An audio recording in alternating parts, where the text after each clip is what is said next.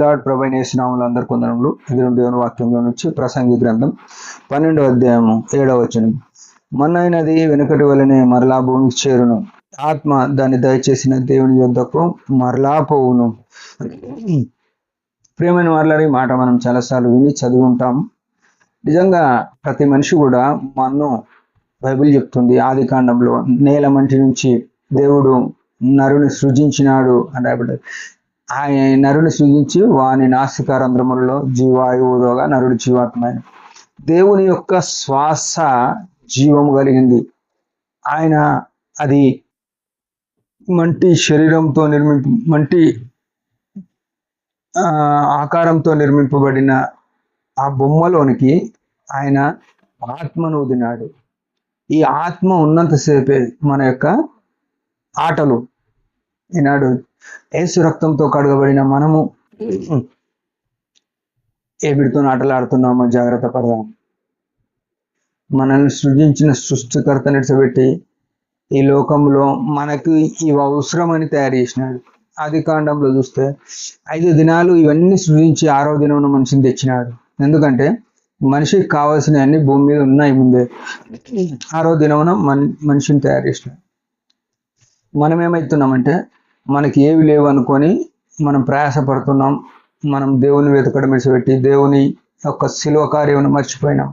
ఆయన మన రక్షణ కొరకు ముందే ప్రాణం పెట్టేసి మీరు రక్షణలోనికి రావాలని ఈనాడు ఆహ్వానిస్తున్నాడు.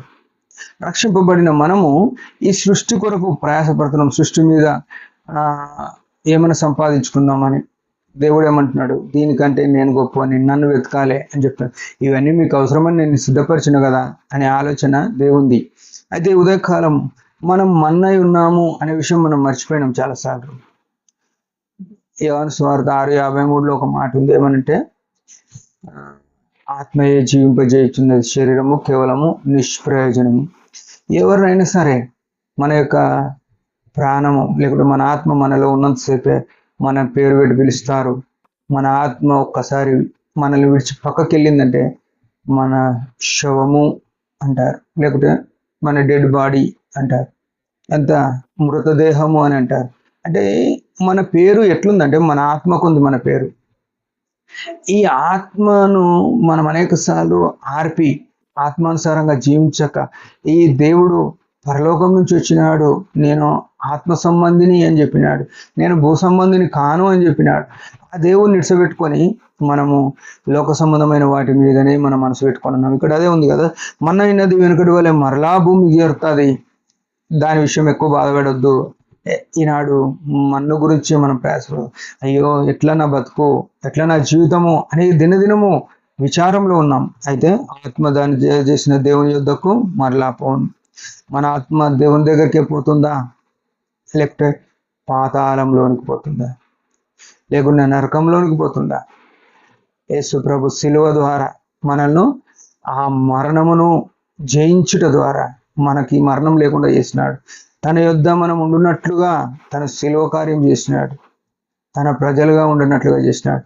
ఉదయకాలము మన యొక్క స్థితిగతులు ఎట్లున్నాయి? ఆయన యొక్క చిత్తంలో, ఆయన యొక్క ఆత్మ చేత నడిపించబడే వారమైనాము. ఈ మన్నైపోయి కొన్ని రోజులనే మంటిలో కలిసిపోయి శరీరం మీదనే ఆశ పెట్టుకొని శరీర కార్యముల మీదనే నిరంతరం పోరాడే వారమైనాము. ఉదయకాలం మన యొక్క ఆలోచనలు ఎట్లున్నాయి పరిశీలన చేసుకొని ఆత్మానుసారంగా జీవిద్దాం. దేవుడి మాట దీవించిన చిన్న ప్రార్థన. పరమ తండ్రి యేసు ప్రభు నామములో వందనాలు. ఉదయకాలం ఇచ్చిన ఐషన్ బట్టి స్తోత్రములు. మా జీవితాల్లో అనేక సార్లు మన్నైనా మా శరీరాల కొరకు పోరాటాలు, ఆరాటాలు, ప్రగలు ప్రతీకారాలు పెట్టుకొని క్షమించండి. ఆత్మానుసారంగా జీవించటకు నేర్పమని, ఆత్మసాయం మాకు అనుగ్రహించమని యేసు నామములోనే ప్రార్థిస్తున్నాం తండ్రి. ఆమేన్. మీరందరి పరిచయం భారంగా ప్రార్థన చేయండి. Praise the lord.